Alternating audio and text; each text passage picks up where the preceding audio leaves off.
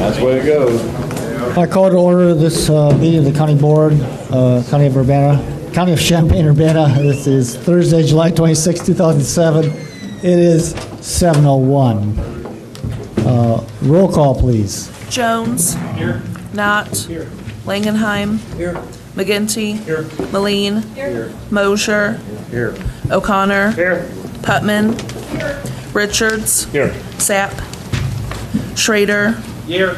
Tapley. Wysocki. Here. Anderson. Here. Beckett. Here. Bensel. Here. Betts. Carter. Here. Cowart. Denitz. Here. Gladney. Gross. Hoag. Here. Hunt. James. Here. Jay. Here. Weibel. Here. I'd like to note that Mr. Betts is out of town, and I believe Mr. Tapley will be here soon. I saw him earlier. In lieu of a prayer, I'd like to have a moment of silence for Chief Deputy Tommy Martin, who unfortunately died recently and is from our neighboring county, Douglas County.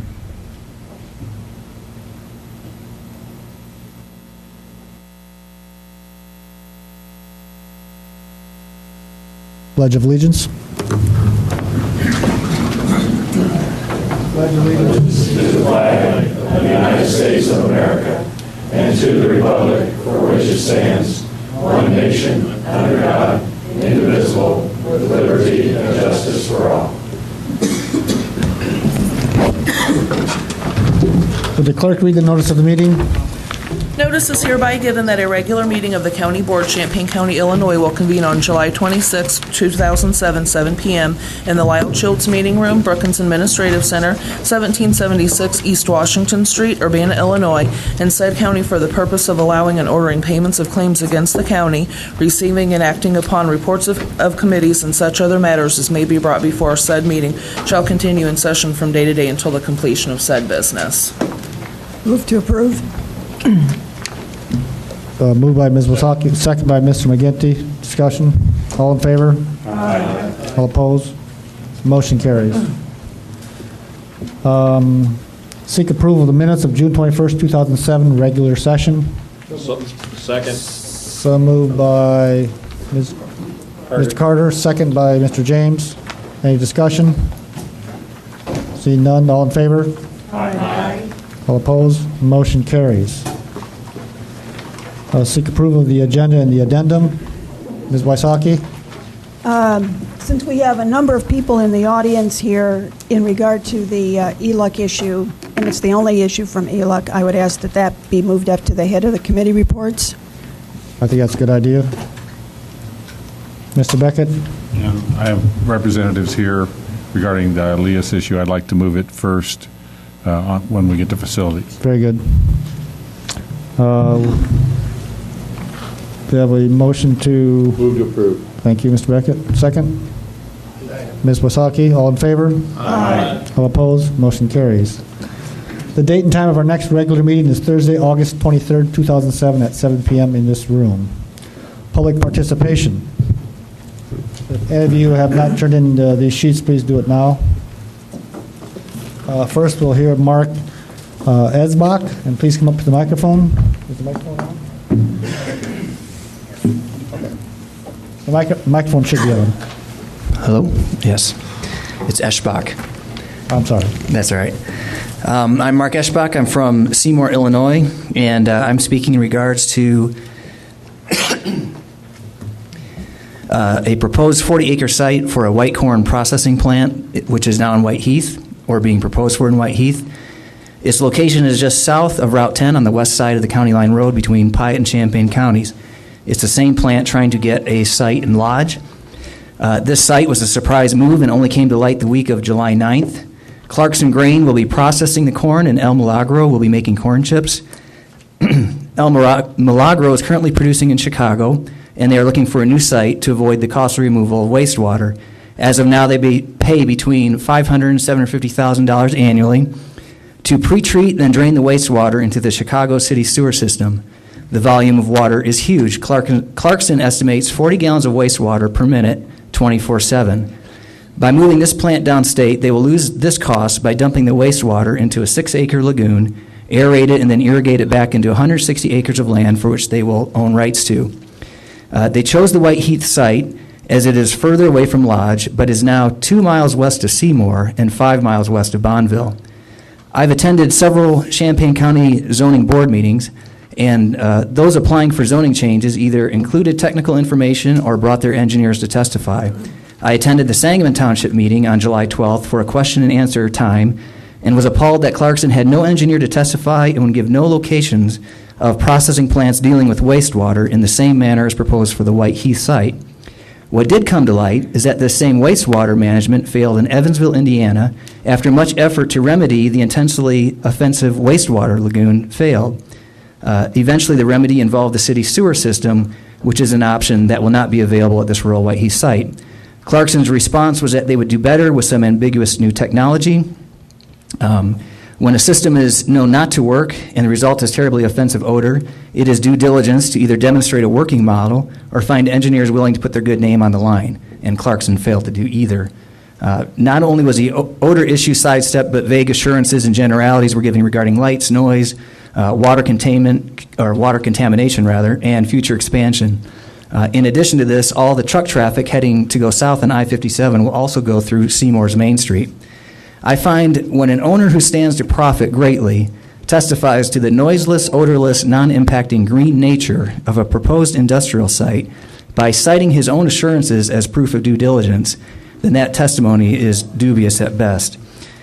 I understand that our county board has no jurisdiction in Piatt County, but I, along with Mark Scott from Bonneville, am asking you to help our towns to have some voice in the matter. As of now, we have close to 150 signatures from Bonneville and Seymour on a petition asking for a no vote on the White Heath site. For now, with the small amount of time we have had to work with, our efforts are directed at our immediate communities. Odor problems can travel many miles, as those who travel near Decatur can attest to. An industrial site with odor problems will also adversely affect more outlying areas, including Mahomet and the housing developments being built along Kirby Road. What I'm asking of you tonight is for any of you board members to join our effort and to sign a letter of appeal. This letter of appeal will be presented at the Piatt County Zoning and Piatt County Board meetings along with the petitions. The letter is short and just goes as follows. To the Piatt County Zoning and Piatt County Board members regarding the proposed white corn processing site in White Heath. As Champaign County Board members, we are concerned about the impact that the Clarkson El Milagro plant will have on the neighboring towns of Seymour and Bonneville. Excuse me. Specific questions concerning the amount of noise, light, offensive odor, and groundwater contamination remain unanswered. In regards to controlling offensive odor, Clarkson El Milagro has not provided any location of an existing plant with a successful wastewater lagoon. Moreover, they have not answered why a similar type of wastewater lagoon could not be made to work in Evansville, Indiana. These industrial problems will directly impact the quality of living in these two neighboring towns, and property values will also be at risk. Therefore, we appeal to the Piatt County Zoning and Piatt County Board members to take into consideration all of the surrounding rural and small town communities in both counties that will be directly impacted by this industrial site. In light of these issues, please vote no to the special use permit. Respectfully signed. That's all. May I pass these out? You may. Thank you. I have a question. It's my understanding from the Piatt Mr. County Mosier, zoning administrator. unfortunately, we have to have a motion to suspend the rules first. I move to So suspend moved. the rules. Second. All in favor? Aye. Opposed? Motion carries. Mr. Mosier, go ahead. That this is Piatt County, it's a permitted use in an agricultural zone, and it takes a special use permit either from the county board over there or from their zoning board of appeals to approve this. And we investigated the possibility that some landowner in Champaign might have protest rights, and they don't in a special use case. And I really don't know what good it's going to do you or your constituents to get a protest from us, because I know in times we've had protests from other county boards that really hurt your pursuit of something more than helping it. And I think you need to take this to Payette and the Zoning Board of Appeals or whoever has the control of special use permits over there, because it's definitely a permitted use in an ag zone. It's not a change of zoning. And As I understand it, that is going to be rezoned as industrial, not as a special use agribusiness, but it's specifically industrial.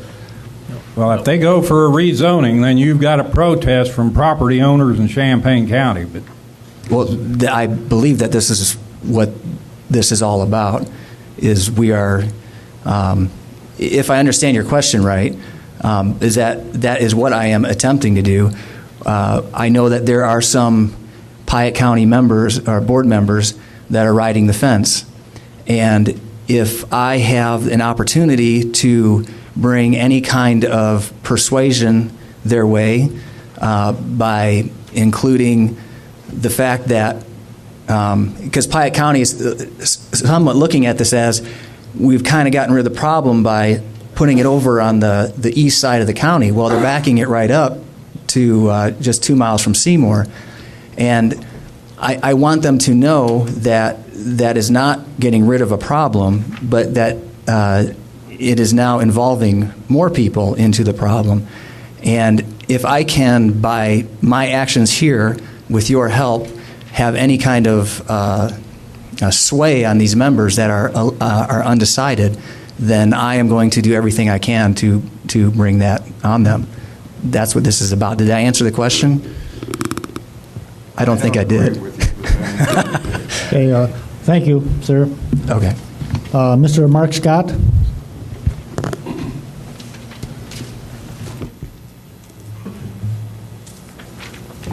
My name is Mark Scott from Bonneville. I don't have much to add to Mr. Eschbach's testimony. I participated in going around Bonneville and explaining some of the information to some of the people, and overwhelmingly, the Bonneville citizens are definitely concerned about this. So just wanted to put that out there that over 90% of the people that we talked to were very concerned and definitely didn't want this in the area and affecting their property. So I just wanted to state that and to thank you for your time. Thank you. Mr. Robert A. Thorpe?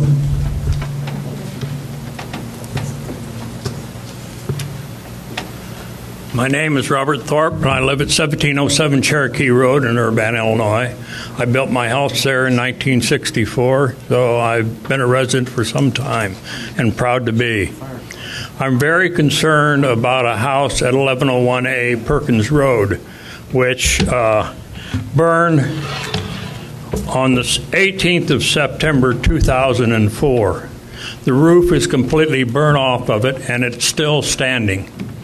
Every time I've tried to get somebody in the county departments to show me that they're responsible for getting it tore down, I cannot do it.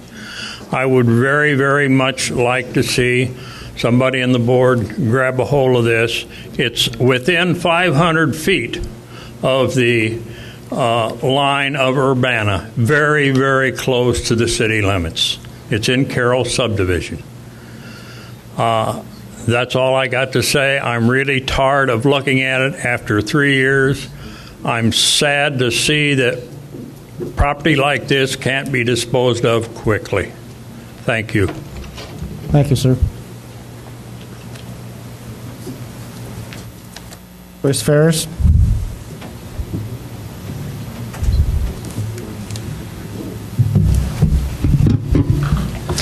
Joyce Ferris from Urbana, Illinois. What I want to talk to the board about tonight and everyone present is quite different from your subject matter tonight. For The past 22 years, we have done volunteer work for our local and area police and sheriff's departments with our man-trailing bloodhounds.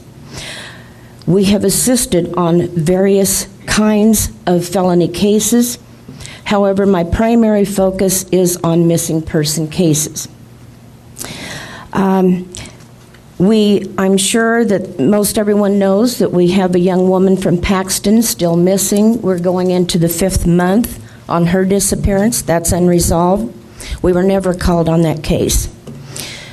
And finally, the straw that broke the camel's back is the latest missing person, the 36-year-old mother of 7 children from Sedoras, Illinois. 2 months and 5 days now. And she's not been found. That has not been resolved. I'm very sorry to say I've had to go to loggerheads with our sheriff's department over this. That should never, ever, ever happen. Finally, on the 5th day, we were granted permission, and I was assigned an investigator to go with me to assist as my backup on the search. He witnessed that we absolutely did have trail. He witnessed every single solitary thing my dog did. By the time we got to start, it was 10 till 5, and we worked till 6:30 p.m.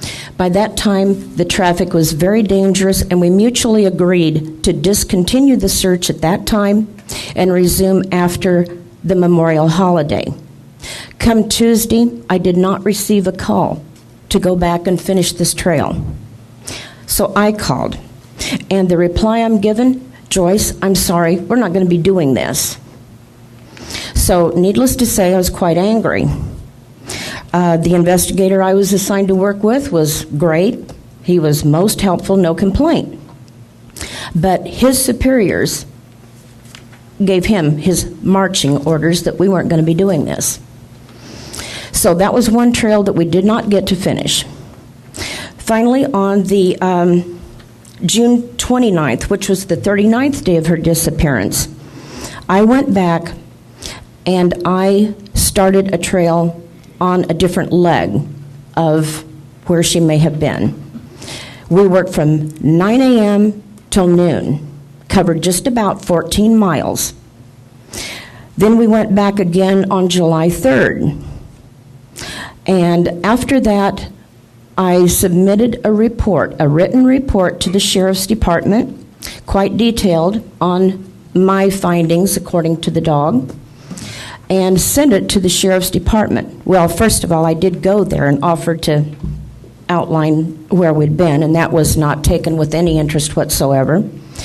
But I did submit a written report, and I had a few other questions, and I wanted them to get back to me on it. 13 days and 3 telephone calls later, when I'm really getting very angry, to finally get a non-reply, a non-response, I'll call it, just an acknowledgement, yes, we received your email, yes, we're following up on this case, and not answering what I had a right to ask. No big secrets about their case, mind you. I am also awaiting clearance on a letter that I want to submit to the entire county board and other offices.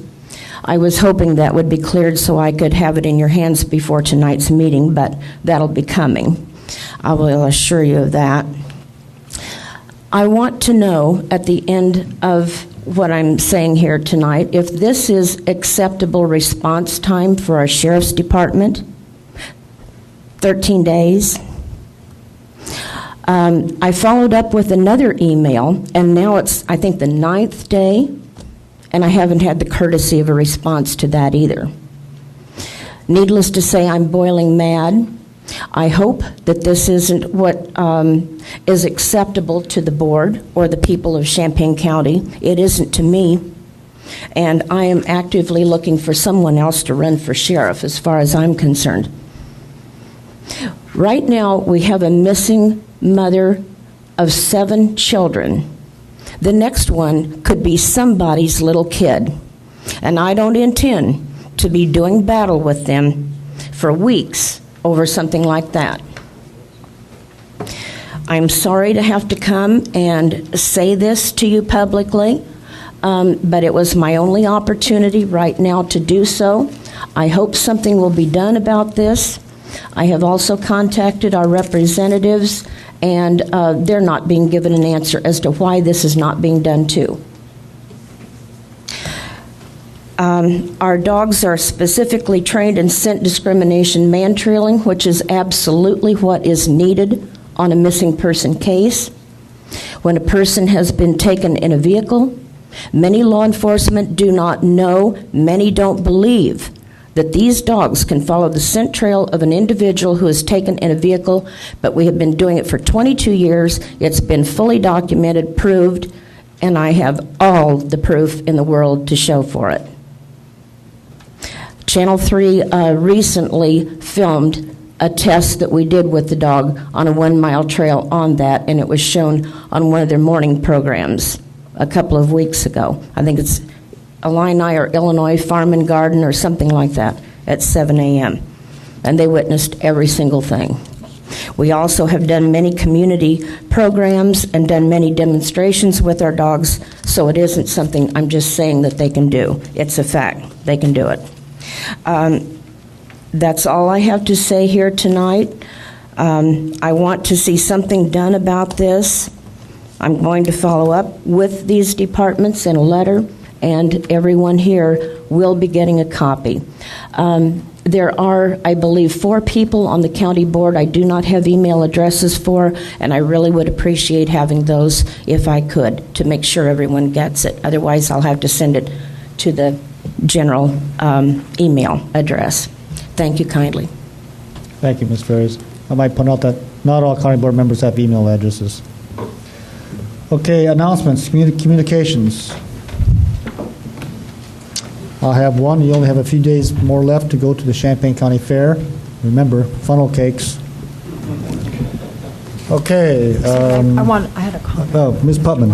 Because we haven't been together for a month, I just wanted to note that I was very pleased to see in edition of the News Gazette this last week the story headlined, "Bill Addresses Discipline for Appointed Jobs."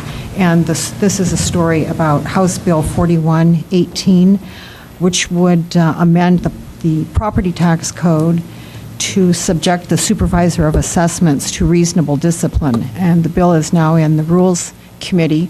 I want to compliment you, Mr. Weibel, and Greg Knott, Julia Reitz, and Representative Black for carrying the ball on this so soon after our recent involvement with discipline of the supervisor of assessments. That was a very responsible and practical way to follow up on that. Thank you all very much. Thank you, Ms. Putman. Okay, Environment and Land Use Committee, Ms. Wysocki. There are 2 items on the ELUC agenda. I'm going to make this an omnibus motion. I'm going to move the adoption of resolution number 6054 and 6055 for approving a CDAP loan, and I so move. Second. Second by Mr. Schrader. Discussion.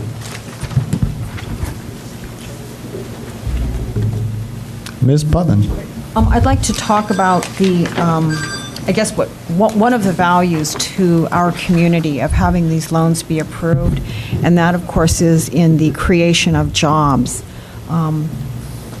One of the loans is for $950,000, and it is expected that that loan would produce the creation or retention of 78 full-time equivalent jobs. The second loan for $100,000 would create, I think it's 5 full-time equivalent jobs. Mr. Rose, could you answer that question, please? Yeah. The microphone.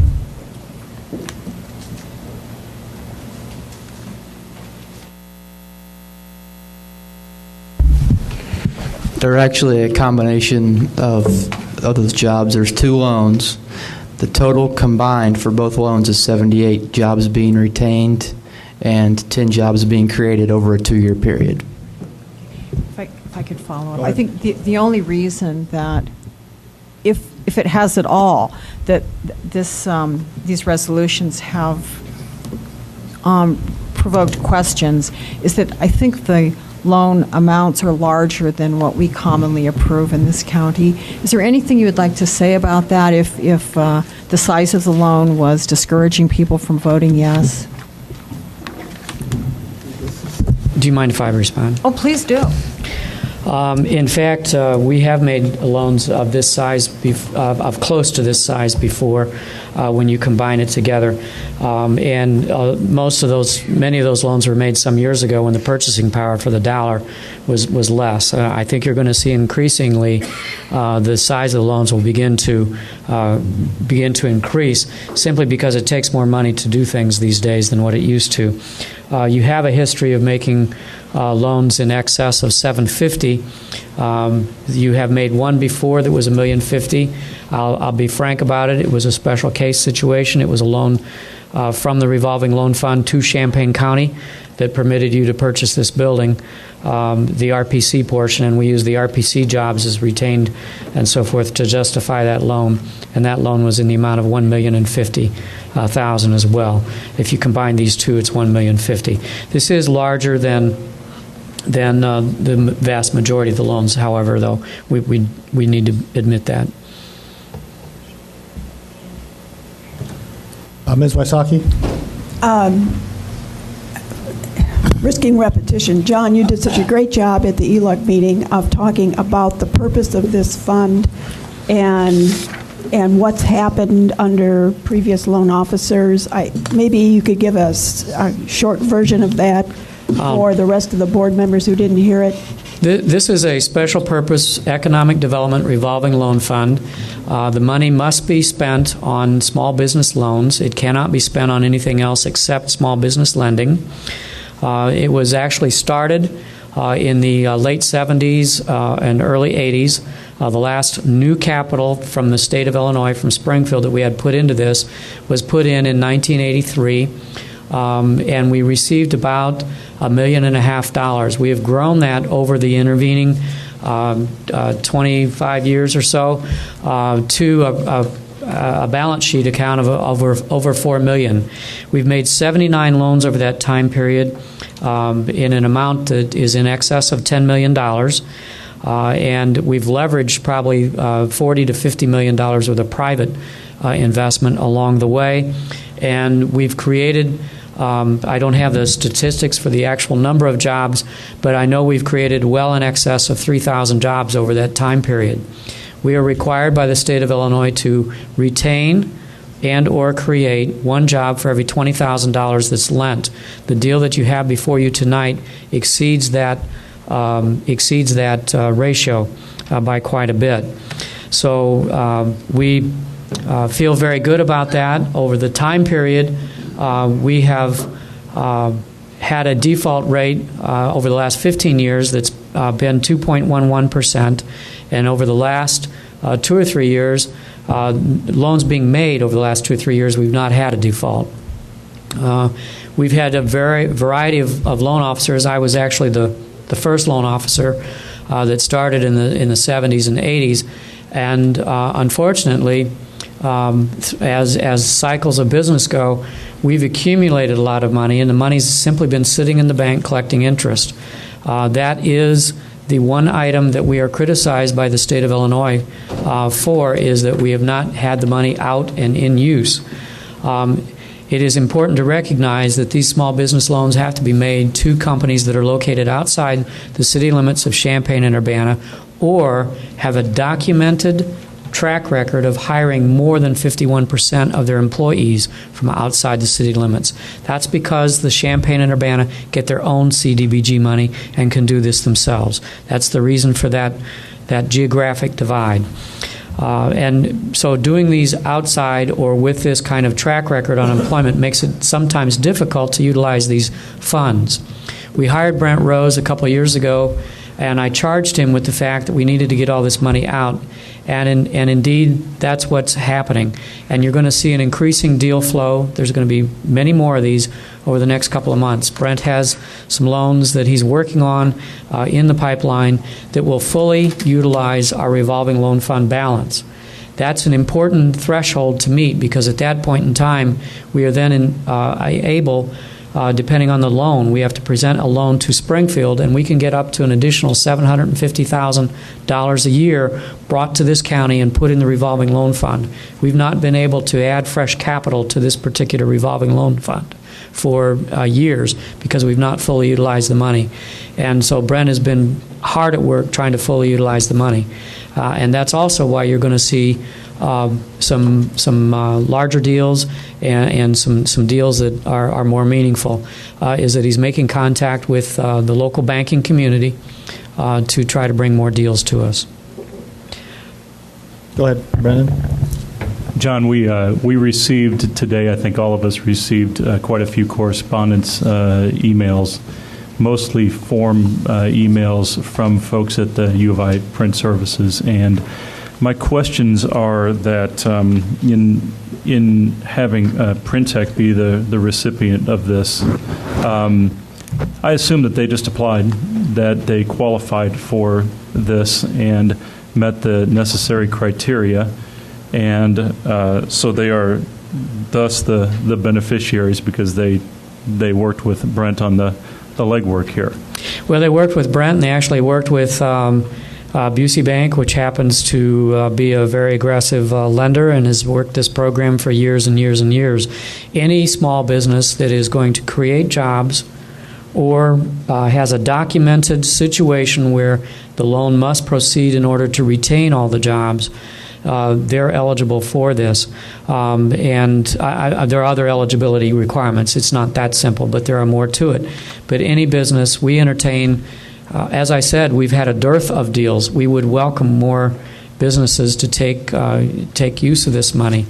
In terms of some of the issues that were raised in some of those emails, I particularly find it ironic, just simply from a personal experience level, that one of the particular companies involved in this spent a great deal of time approaching us when the RPC offices began to look at the university printing office as a place for us to get some of our printing done, and the quote-unquote unfair competitive advantages that the university printing office had. And so I've read some of those emails in the last half hour, and I find it most interesting that the company in town that's had the unfair advantage is the one that's complaining. And so I do just want to raise that issue. It's important to understand that what will survive here is a stronger local printing company, owned locally, operated locally, and not a national company that's coming in and buying. And it's also important to understand that one of the criteria that they had to satisfy is that there has to be a documented reason that they need this loan in order for these jobs to be retained. Go ahead, Brendan. So other than the size of this deal, there's really nothing particularly unusual about it, other than the fact that that thanks to Brent's work, it is you're going to see more of these deals because they're getting queued up at this point. There are no special circumstances that were considered in bringing this deal forward. This deal met the exact same criteria that every other one has. Mr. James. How long have they been in business in the area, Printech? How many years? The borrower is here. If Brent, do you know the answer to that question? 35 years. This is probably going to be out of place, but if you're in business and you've had a fairly good track record, wouldn't it be feasible maybe to get the money through a bank like most folks do? I think what's critical here is that by utilizing our financing, it does result in a lower blended interest rate, which enables the borrower to borrow additional money, which enables them to be better capitalized as they go into this merged deal, and it also helps all three companies receive the maximum economic benefit possible through the merger. It's also enabling them to bring some equipment to this county that most private sector printers are not able to bring to a location of this nature. They have to go to larger communities to get it. Mr. Langenheim. Microphone, please. This program is for the benefit of small business, according to your statement. What is your operational definition of small business? We use the SBA's operation. That's the regulation that we have to comply with. The SBA regulation, I believe, is 500 employees or less. And the last time I knew the rules, it was $5 million in revenue, but that number may have changed. $5 million in annual revenue. So their revenue is under $5 million? Is under $5 million, and their employees are less than 500. Thank you. Mr. Benzel? A couple of quick questions. You said that one of the requirements for this is that the jobs, it has to be documented that these jobs are going to be lost. So I assume that is indeed the case, that these 73 or 78 jobs are, the retention portion of it is those jobs are going to go away if this does not happen? There is a sincere question as to whether all of the three entities could survive independently, but they can survive as a single entity. And my second question has to do with the interest rate, and you just mentioned the lower blended rate. Are these funds by nature or by statute required to be a lower rate? Because I do see they are below current rates.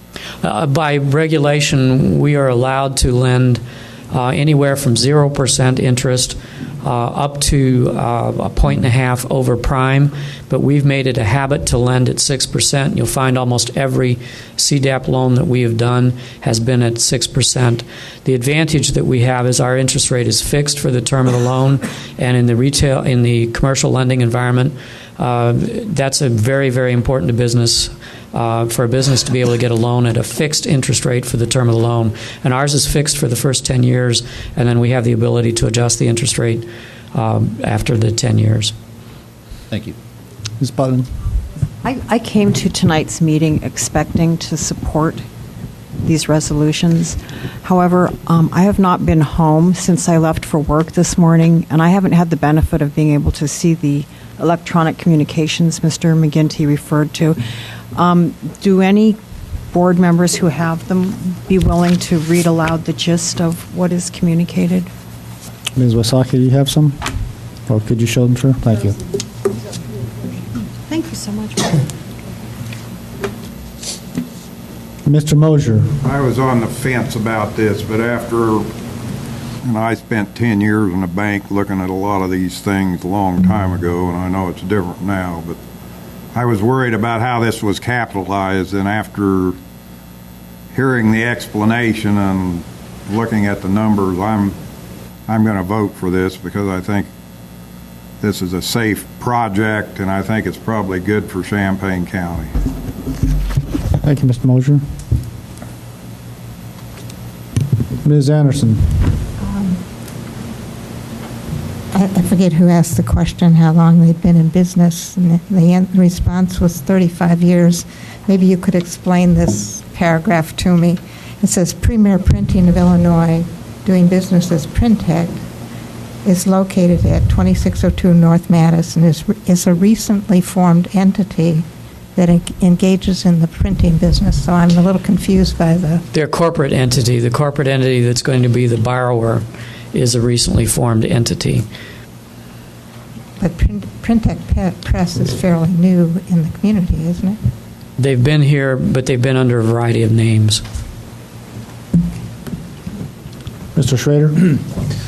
I too was on the fence coming into Environmental Land Use Committee this evening, but I'm going to support this, and I think it was key that SBA is involved in this. We had some really good question and answer period there in ELUC. In fact, we almost ran out of time over there.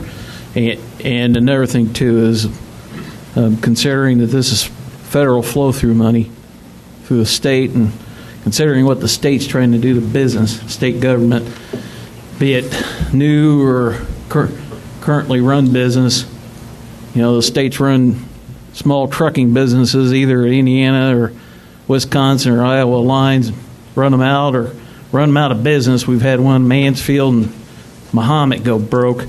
And what they've done to dry cleaners in the state, anything that we can get through in this county to help, we're not going to get it from the state, that's for sure. So if we can get through the federal and if we can help more and more people in business, I think it's a plus for the whole area. Ms. Button? It's really a shame that these messages arrived this day, Thursday, not making it possible for many of us to see the text of these.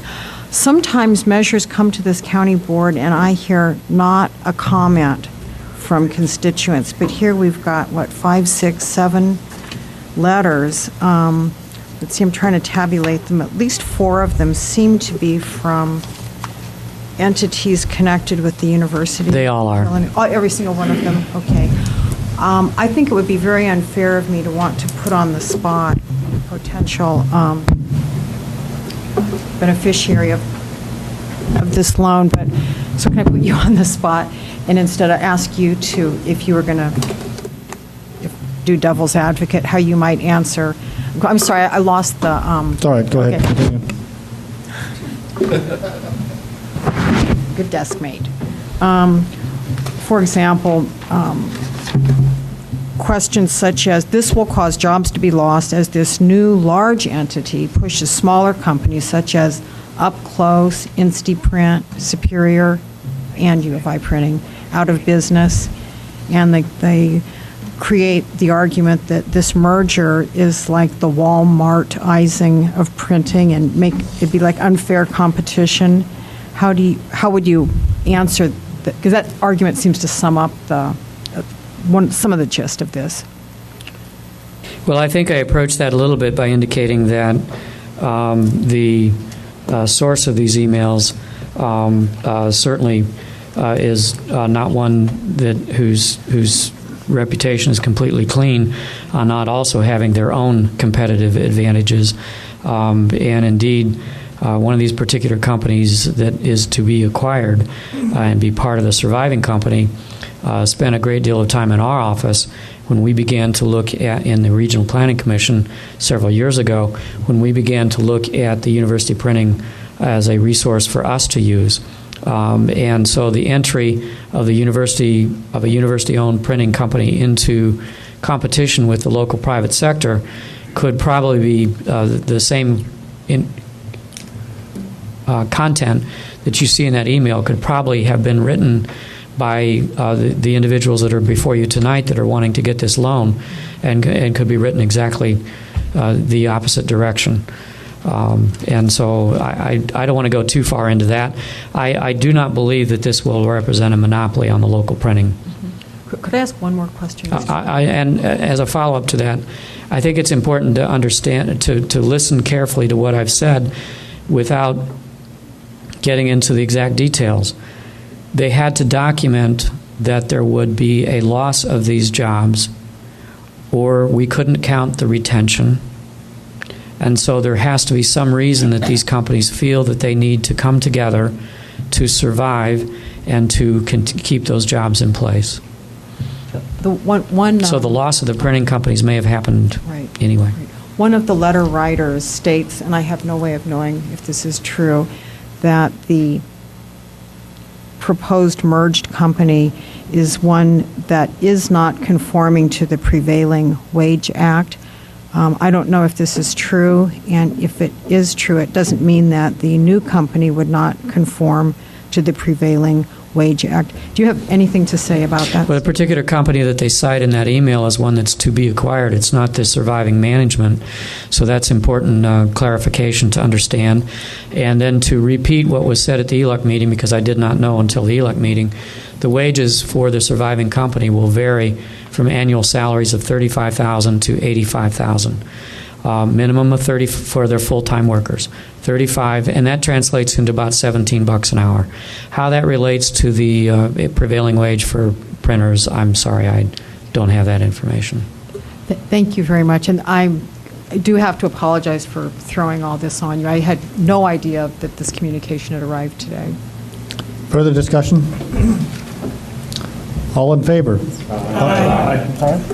Mr. Tapp, I didn't see your hand. Yeah, I just wanted to be recorded as abstaining because I'll be an employee of First Busey Corporation in about 5 days when we merge with them. Thank you. Again, all in favor? Aye. All opposed? Aye. Motion passes. Thank you, Ms. Wysocki. Justice and Social Services Committee, Ms. Anderson. Justice and Social Services Committee has 3 items. The first one is the adoption of resolution number 6064, authorizing an intergovernmental agreement between the County of Champaign and the City of Urbana for animal impoundment services, and I so move. Second by Ms. Hoag. Discussion? Seeing none, all in favor? Aye. All opposed? Motion carries. Second item is the adoption of Resolution Number 6065 for the approval and, if awarded, acceptance of the Petco Foundation grant for Champaign County Animal Control, and I so move. Second. Second by Ms. Wasaki. Discussion? Seeing none, all in favor? Aye. All opposed? Motion carries. And then the adoption of ordinance number 809, amending ordinance number 529, the Champaign County Nursing Home Personnel Policy Ordinance, and I so move. Second. Second by Mr. Tapley. Discussion? Seeing none, all in favor? Aye. All opposed? Motion carries. I would just like to note that at our August 6th Justice meeting, we will be having a presentation from Shirley Marshall on the jury selection process, and of course anyone is welcome to attend who's interested in that. Thank you, Ms. Anderson. And that's it. Thank you. County Facilities Committee, Mr. Beckett. Thank you. As you approved, the first item from Facilities is a resolution. It doesn't have a number, so I don't know what number to give it. It's a resolution of tentative approval to direct the county administrators and county's legal counsel to negotiate and finalize a lease with ILEAS for the old Champaign County Nursing Home, and I so move. Second by Ms. Wysocki. Discussion. I would like to have Mr. Page come forward, perhaps Mr. Gleason and Mr. Glarum, if you would be handy. If you could give us an overview of this project. The full board has not heard this, Jim. Okay. And then Mr. Gleason and Mr. Glarum, if you can tell us what the physical changes to the nursing home, what the ramifications of the occupancy of ILEAS would be. Okay, my name's Jim Page. I'm the Executive Director of the Illinois Law Enforcement Alarm System, which is also known as ILEAS. Some of you may know me from my previous life as with the Urbana Police Department. I just recently retired there 3 years ago as the Assistant Chief after 27 years, and I've been around Champaign County for over 30, so I'm kind of familiar with the area. I know a lot of people, first of all, your time's valuable. I'm not going to take a lot of it, but I want to lay this out so you kind of understand what our proposal is. I know a lot of people come up here and have their hand out with looking for money, and tonight we're going to do something different because we have our hand out with $2.8 million in it, wanting to give it to Champaign County to try and use this old nursing home, because I think it's going to be a win-win for everybody, for us and you as well as the citizens. First thing I want to do is answer the question, what is ILEAS? It stands for, like we said, the Illinois Law Enforcement Alarm System. We're a consortium of 861 law enforcement agencies in Illinois. There are 1,054 of them, 102 sheriffs, and the rest are various types of police departments. And we have 861 of them as members. We represent over 90% of the law enforcement officers in the state. Our mission is, and I've got a handout I put on everybody's table that if you want to follow along or just listen here. I'm not going to read the whole thing to you, but I want to hit some highlights. Our mission is to meet the needs of law enforcement throughout the state of Illinois in matters of mutual aid, emergency response, and the combining of resources for public safety. We're governed by a 21-member board, which is 16 chiefs and sheriffs elected throughout the state, the Chicago Police Department, Illinois State Police, the Illinois Sheriff's Association, and the Illinois Association of Chiefs of Police. We're a gubernatorial appointment to the Illinois Terrorism Task Force. And the Illinois Terrorism Task Force was formed by then Governor Ryan, and Governor Blagojevich has kept it going. And all the funds and policies regarding Homeland Security in Illinois come through the Illinois Terrorism Task Force. As the law enforcement seat, we represent all local law enforcement with regard to Homeland Security. So all the funds that come to Illinois for those purposes come through our board to be invested or passed on to local agencies. We have, and we were just created in 2003, So we're a relatively young organization, but in that time we've processed $57 million in federal Homeland Security grants. In fact, yesterday at the Terrorism Task Force meeting, we were allocated another $15.09 million for FY07. So we're up over $72 million in grants in the last 4 years. So we've done quite a bit of stuff. What have we done with that money? We bought 24,000 gas masks, one for every police officer in the state. We bought 13 $250,000 mobile command posts, spread them around the state. We bought over 1,000 radios for law enforcement agencies so they all have the same frequencies and they can talk to each other regardless of jurisdiction. Bought aviation equipment for public safety helicopters. Over 1,000 ruggedized laptops for squad cars to be connected to all the networks that officers need to be. And the list goes on and on and on. And what we try and do is to get folks, and not just law enforcement, we work with fire, public works, and emergency managers to work together to solve not only Homeland Security issues, but it's more of an all hazards thing. We work together for emergencies, crisis, train derailments, and that sort of thing. Our hallmark and our bread and butter is mutual aid. ILEAS runs the largest mutual aid, law enforcement mutual aid system in the United States. We've been recognized by FEMA and the Department of Homeland Security as having a really robust system. If a local agency, for instance, has a train derailment, and there's a chlorine gas leak, for example, and they completely are out of their own resources. It's a disaster that they can't handle normally. They make one phone call to us and say, we need 50 officers, we need 100, we need 150, whatever it is. We send them. We've got plans to send. We call surrounding agencies for them, set up staging areas, and we coordinate that. In fact, the biggest one we ever did when Katrina and Rita hit New Orleans, Louisiana, and Texas, Governor of Louisiana asked the Governor of Illinois for help, and Governor of Illinois reached out to us and said, send 300 guys down there. And in 72 hours, we put together the first 150, and they went down for 2 weeks, and 2 weeks later, we sent down another 150. So we equipped and deployed 300 officers to go down there for a month. And then when they came back, we handled all the accounting, the FEMA reimbursement processing, and paid all the overtime and that sort of thing. So we've been very active for such a young organization. We've done a lot and processed a lot of funds. One of the things that we do a lot of is training. And here's how the training works for federal Homeland Security. You can't spend any federal funds on any training that's not with an organization that they recognize and have certified. It has to be DHS-approved training. There are 5 organizations, and I've listed them for you here on that second page. There's 5 organizations in the country that provide all that training. There's the Center for Domestic Preparedness in Anniston, Alabama, Texas Engineering Extension at Texas A&M in Texas, folks at New Mexico Tech that do all the bomb training, Department of Energy site in Nevada that does all the radiation training. It goes on and on. We have contracts with all those providers to come to Illinois to provide training for local officers and our specialized teams.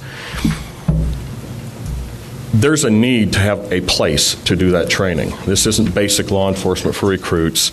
It's not advanced management stuff. It's that middle ground, journeyman kind of training for law enforcement officers.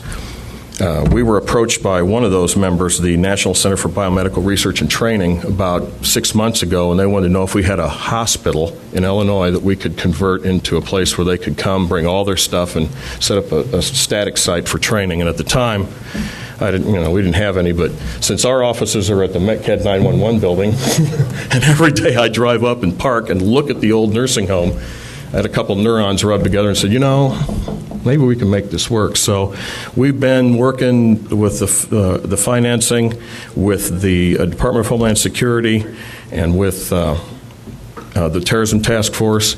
And yesterday they authorized me to come here tonight with $2.8 million to give to you to start a partnership where we take the nursing home, lease the nursing home, because we don't want to own it, lease it, remodel it, and turn it into a Homeland Security training center. And our concept is not just law enforcement. We want to have a fusion center of training where we bring in public works, we bring in wastewater and water treatment folks, county highway, emergency managers, private corporate security. We've got a real big need with our private corporate partners like Motorola and ADM and John Deere, looking for places for their folks to train with our folks. So In fact, since this started, my phone rings off the wall. People wanting to come, agencies wanting to come here and use the facility to train. So we've worked with the Facilities Committee and with staff and kind of come up with the proposal that the county would retain ownership of the facility because we don't want to own it, and in fact, the federal rules prohibit us from buying real estate. We can't do bricks and mortar. Pardon me, we can't do bricks and mortar projects, so it would have to maintain, the county maintain. I'm assuming you don't want to sell it anyway because you want to keep the integrity of the campus. That we would sign a lease, pay it an upfront because our money comes in chunks as opposed to monthly payments. We could write a check one time upfront for $2.8 million is what I'm authorized to do, and then the county make some remodeling for classrooms and for administrative offices, and we'd move into it and start training. We would be responsible for telephone, cable, security, furniture, all the stuff inside, all the training stuff inside. And what we would want the county to do as part of the lease is be the landlord, maintain the property, fix the heating and air conditioning if it breaks, that sort of thing. It really could be a win-win because we're going to bring, hopefully, if this is successful, we're going to bring hundreds of people from all over the Midwest to Urbana to go through training here, and they're going to stay in local hotels, they're going to eat in local restaurants, they're going to spend money here, and really it's an opportunity for us to put our foot forward and let the Federal Department of Homeland Security pay for it. So, and plus it's, I think, a good thing for you folks because we're bringing money to you, and I know that the place has been sitting empty, and the more building sits empty, the more it's likely to just fall apart, catch fire, just become junk, and you're going to end up having to spend money to tear it down or mothball it or whatever. So I think between the two of us, we can put together a program and negotiate a lease that everybody would be happy with, and let us get started. Mr. Beckett. Mr. Beckett. I'm trying to do this concisely. Because everyone knows the condition of the old nursing home. Jim Gleason of GHR and Riley Glarham of IGW have worked with ILEAS and, of course, with the Facilities Committee. If you could tell us, you two could tell us what the major renovations are that this lease would require, and then I'm going to have Deb describe some numbers that we have at our desk. Okay, I'll start out. If you have seen this in your handout, that summarizes our findings to date in working with Jim. We obviously had a process where we worked with Jim Page to identify his space needs, and then we translated them into the existing facility. Jim proposes for ILEAS to occupy the entire 120,000 gross square feet of the facility, 27,000 of which located in Wing A of the 71 edition and basically in the old dining room kitchen area of the 71 edition. That 27,000 feet is going to be renovated for their administrative and management offices and classroom educational space and some support spaces that would be their toilets, catering kitchen that would support the office and educational activities. Supporting the building remodeling would also be some site work, which would rehabilitate the existing parking lot out there, a couple of parking lots, a strip of parking to the west side of the site, the existing main parking lot to the north, and then we would have to add about 100 spaces to meet what we've identified as about 125 car parking need. So again, they would occupy that 27,000 for their offices and educational space, and the balance of the facility, whatever's left from 120,000, would be basically used as is for their tactical training area. And if you look at the sketch that you've got in your handout, it's the red area that is proposed for the training scenario areas. There would be a minor amount of remodeling in the basement of the 71 edition to accommodate some new mechanical to re-support the 71 edition. I'll let Jim just overview some of the mechanical, electrical, and plumbing improvements. I'm going to pick up where Riley left off on the mechanical systems. One of the concerns we've all had is the condition of the heating plant. in the nursing home. And what this program, as it's been developed, does is provide a new, very efficient hot water heating plant for the newer portion of the building, and a smaller, somewhat less efficient but less costly steam boiler for the remainder of the facility, which currently has steam heat. And what this does, this is kind of an element of the mothballing plan that we had. It allows us to maintain heat in the building, reduced level in the older portions that we're not using, very efficient heating, hot water heating in the newer portions. So it really addresses a lot of the concerns that we had about just the efficiency and the reliability and the dependability of the heating plant. The program envisions a fully sprinkled building, so we've got the protection to keep the building protected, from fire and those kinds of things. And of course, we're probably going to augment the fire alarm system even beyond what's there to some respect. So I think mechanically and electrically, it addresses virtually all the concerns that we had about the building and preserving this. And in many instances, what the program does is kind of even advance these things beyond what it was when it was used as a nursing home. So I think it's a really good fit. Actually, I was amazed at how well it fit. Jim, on that, if I may. Go ahead, Mr. James. Mike. I'm half asleep when they're calling me Mike. On that old side, when you're talking about putting it back in steam, are you going to do anything with the piping now in place? Because when I was in there, some of that stuff's just, in my estimation, going to have to be replaced.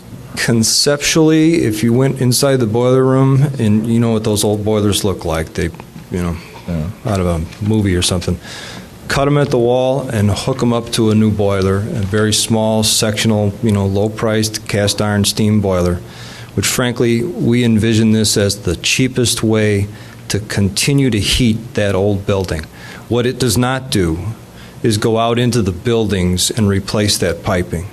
Well, now, at some point down the road, if this program continues the way it sounds like it may, we could be looking at a whole upgrade of that space, something completely different. So what we're trying to do is keep that building ticking along and heating reliably at the minimum possible cost. And the piping is still, the piping out in the system has been there since about 1904 or something. Well, several of those joints are leaking in that, but as long as we don't get in the fan curves, I think everybody in this room will be happy. Then, Mr. Beckett. Ms. Busey, if you could, I asked Ms. Busey to put some numbers together, and what she's done is give us the most conservative analysis. If you could tell us what you've done. That's this sheet at your desk. It's the cost analysis at your desk, and just based on the construction dollars that are estimated here, the fact that the county will have to engage architectural engineering services to complete this project, and then the monthly cost of utilities based on the proposed use, and the fact that the office space would require probably about 10 hours a week of custodial service from the county. You can see what is anticipated as expense for fiscal years 07 through 2010, which this 3-year lease would take us through, the third quarter of our fiscal year 2010. The total of everything is $3,144,699, and ILEAS is giving us $2.8 million in fiscal year 07, which would be spent. We would be budgeting through general corporate fund the additional expenses in fiscal years 08, 09, and 2010. Just to give you an idea of what general corporate is facing with this facility at 1701 East Main, though, we also provided in the box at the bottom, if you don't do this, you have to do something with that facility. And demolition of the facility is $1,029,000 based on estimates that we've previously been provided.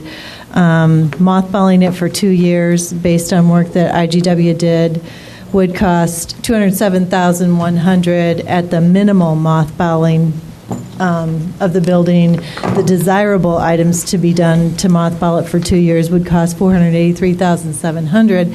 And obviously, with either of those scenarios, 2 years from now, you still have the building with no upgrades to the HVAC systems or anything else. So, if I may, at the end of the day, if this fails at the end of 3 years, you get an upgraded building with new steam plant and hot water plant that's in a lot more marketable shape than it is today. That's what the bottom line for you is, and for us, it's having the opportunity to have a facility to do the training in the meantime. One of the questions that came up, at least in our in Democratic caucus, was what happens if we get into the construction and you find out that there's something more that you want that isn't part of the program that the county has committed to?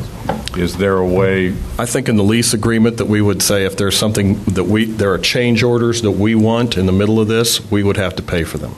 I would never sign a lease with somebody and say, hey, it's a blank check for you, And if the estimate is 2.57 and it comes in at 2.2, then the county just made $300,000 to put back into the maintenance, and then we have motivation. Both of us have a motivation because we're going to end up taking over the lease or the utilities in 3 years, because I technically can't pay for utilities with federal money.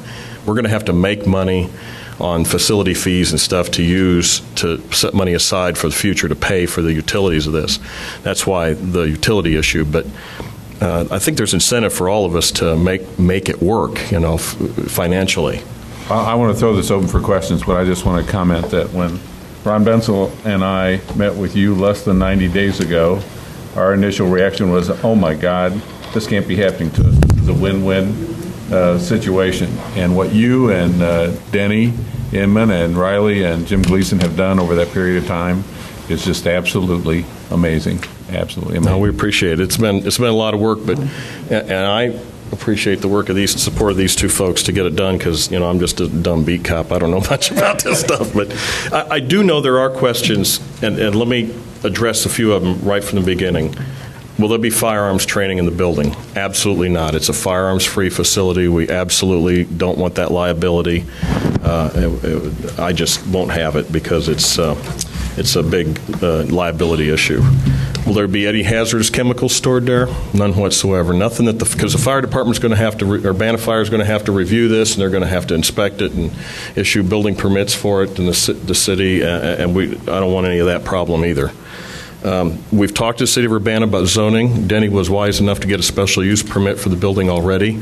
So as long as we don't change the footprint of the building, there's no zoning issues or special use permit issues. I think we're good to go. And in fact, in your packet of letters of support, there's a letter of support from the city saying that. Will there be any training outside the facility? Yes. Some of the tactical training will take place outside, but we are going to try and primarily do that in the courtyards so that it won't be visible to the public, because we want people to drive by and not know what's going on there, kind of thing. I don't want a bunch of stuff out in the front of that. And that leads us to the last question is, are we planning on changing the exterior of this? And other than maintenance, no, we like the campus appearance, and I want it to be low impact on the neighborhood, as low impact as possible. So there'll be some cars coming and going, but to be quite frank, it'll be less traffic than it was when it was a nursing home and it was a 24/7 operation. You had employees coming and going, visitors coming and going. We're planning on being a 40-hour-a-week business hours, occasional night training, but not very much. Most of it will be during the day. Mr. Benzel? Thank you. I would concur with Steve, Jim. I'm excited about this. I've been excited from day one. I just think it's a great reuse of this facility. It's tempered only slightly by my inability to read on Monday morning. I thought the architectural fees were included in that 2.5, and they're not. So, but when I went back and reread it, that was clearly my fault. I missed that. So that's not a federally eligible thing that I can pay for. I remember us talking about that morning, but I still thought that number was in there. One of the reasons why we're doing 2.8 instead of 2.5, we thought we could include that into the lease. I'm very restricted. They have they keep a very close eye on this money, the auditors do, from the federal government. So we have to do it a certain way to make sure we'll run a lot of this stuff through the lease as opposed to us just writing the check. Sure. My excitement for this really is multifaceted. I mean, it's a reuse of a building that we don't know what to do with, that we don't have the funds to really do anything with. It's a training process that isn't done, in my understanding, really anywhere in the country. So we're breaking ground here. I think this is a really exciting opportunity. It's going to bring a lot of people into this community, so I think it's good economically for the county as a whole. So, there's obviously some potential downside if we have some kind of building problems that could cost the county some money, but if we're putting in the type of upgrades we are with the mechanical systems, I think we're going to answer most of those questions up front, and hopefully our construction costs come in within line with what we've allotted here, and I just think it'll be a great situation for the county. Ms. Wysocki?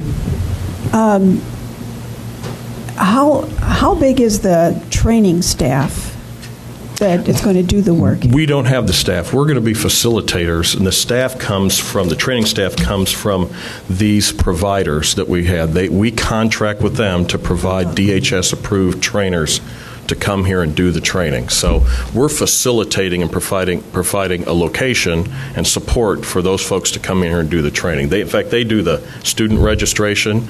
They provide all the educational materials and the training materials and the instructors. In fact, since they're Department of Homeland Security approved classes, they're free. We can't, by law, we can't charge for them. So we're providing free training to the folks that come to do it, and the feds pay for that. Each one of those five, what they call the National Preparedness Consortium, each get $22 million a year to put these classes on. So that the training has already been paid for, and the training staff is on their dime. So the training sessions themselves, is there any way to identify how long each of these sessions lasts? They would go from 8 hours to 2 weeks, depending on which class it is. Some of them are 8. I don't know of any that are more than 80 hours, so it would be a Monday through Friday for 2 weeks during the day. Vast majority of them, well over 80% of them, will be classroom with breakout sessions. Very, very little of this is going to be like what you would refer to as tactical training or scenario-based training. Most of it is classroom. And do you know how many people at any given time are in these sessions? I think we have, and I'm going to rely on Riley here to tell me if I'm wrong, about seats for about 380 folks in the various classrooms that we can do at any one time. The state police want to build 2 computer labs for us, and they'll pay for that, the equipment for that, because they're getting ready to unveil a large new data system throughout the state, and they want a place regionally. I want one north, central, and south where they can send folks, local police clerks and records management folks, to come and learn the new system. So they're going to build a computer lab with their funds. We're going to have I don't know if, I'm assuming everybody's been in there at one point in time. The dining room we're going to turn into like an auditorium size room with about 100 seats, and then a couple other classrooms of 40 each. But I think we have seats for about, let's say, 350 to 400, depending on how much we have going on. Now, whether we're I don't know that we would have all of them there all the time. Yeah, no. I understand. But I think as it grows, if it grows and this is very successful, we may be coming back to you next fiscal year with another chunk of money to remodel another one of the wings and turn them into classrooms, and as the program grows. I don't see any downside to that for any of us. The proof will be in the pudding. Thank you. Mr. Tapley, did you have a question? Yeah, I don't know if I've got questions or just concerns. I mean, it's great that we've got an opportunity to do something with that building that everybody was worried about what we're going to do with it. But the terms of this really scare me, because we're losing $100,000 a year on it, as far as we know. I mean, that's our best guess. But what happens if the roof leaks? What happens if the parking lot needs to be fixed? I don't like the fact that we're paying the maintenance at all, because that can be an unlimited potential liability that I don't think we can afford. I personally would prefer a finite cost, either in a lease with the terms where you guys pay it all so we don't have to worry about it, or it wouldn't pain me to knock it down, because then I know that the worst thing that can happen is it costs us another $1,029,000 and we're done. This scares me, because it's a open-ended potential mess, an alligator that could just keep eating us. I don't know. I just have serious reservations about doing it, because I see the potential for an unlimited continued loss to the county. Mr. J. Well, I think I must have been at the same meeting as Mr. Tapley. I had some of the kind of same concerns. First of all, I'd preface this, but I'm really excited about, I was one of those on the facilities board that fell out of my chair when you first came, and I still think that's a good omen, but you got to remember that for some of us that's been on these boards not terribly long, our track record of nursing homes have not been very good, whether it be old or new. And I, like Mr. Tapley, I'm not sure what happens, just explain to me, what happens if the 2.8 doesn't get done what we need to do? We don't have money to go somewhere else and get it to finish up whatever it is we might need to do. What do we do if that happens? Frankly, that's why we had Mr. Glarum and Mr. Gleason and Mr. Inman involved, working with these folks to design this place and give us the construction costs, and why I asked Ms. Busey to be conservative, so that instead of painting a rosy picture, I would paint a picture that showed we might have to spend some money. Frankly, I don't think it's going to come in this way. I think the construction cost is going to be much less, but I'd much rather say we're going to spend $300,000 over 3 years and have everybody recognize that we end up with something for that $300,000 and have it compared to what we would spend $300,000 just to maintain the status quo. We'd spend that same amount of money just to maintain the status quo, and we end up with something. Mr. Jay, are you finished? Or? Well, that didn't really answer my question. I still don't know what we do if we don't have the money to do what we need to do. Well, Mr. Page. But we do have the money. That's why we designed this program. Mr. Page, can you answer that question first? No, I think that would be something that we would have to take, because what we're asking for tonight is a resolution to, and correct me if I'm wrong, a resolution to negotiate a lease and bring it back to the county board. That is correct. To determine what the terms are, and I think those concerns, we've got wiggle room, and I think we can come to terms on those kinds of issues. If there's an overage, then let's write it within certain ceiling limits, because we don't have an unlimited budget either. And we have, I can't just say, okay, yeah, here's $4 million. I got a board too. But I think that we could write a lease to bring back to you that would address that concern. If we have to cut back on this, and build less, if the construction estimates come in more, then we'll do that. If the old building has some massive foundation problem and has to come down, tear it down. I mean, I don't foresee this as being a really economically tough impact on the county. I know there's always potential, but today, as you sit here today, if we walk out of here, you got the same issues and the same money out. And if you have to tear it down, you got to come up with $1 million. And what we're offering is 2.8 to try and make it happen. I think we're just, trying to we'll try to make it work. And I know there's a county nursing home issues, but we have a big incentive to make this work. Just like to point out that the resolution gives tentative approval of a long-term lease. Mr. Jay. Well, that's what I need to hear. That's exactly what I need to hear. The other thing, though, that I remind you all is that our contracts have not been in our favor for the last several years. So I'm charging our legal staff to be sure that this contract that we draw up protects the county, and we don't end up with some off-the-wall thing that we can't live with. And I trust you because you're a law officer. The only one I trust. I appreciate that. There's not many people say that. I appreciate that. What about lawyers? I'll close off that argument. Mr. James. I just wanted to follow up, Jim. You had stated Yes, sir. that if after 3 to 5 years everything falls apart, let's say, and you move on, the lease, then the money that you've put into that building and everything now is ours. Okay. And you won't tie us up. It'll be in the lease language, hopefully, that if you do go, you're not going to be able to sit there and say, well, we got 5 more years whether we use it or not. No, and in fact, I am prohibited from signing a lease that extends past the performance period of the grant that we're paying it out of.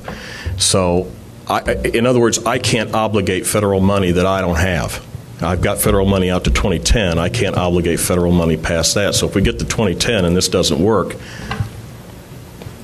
you get, the improvements that we made in the building are yours because you're the landlord.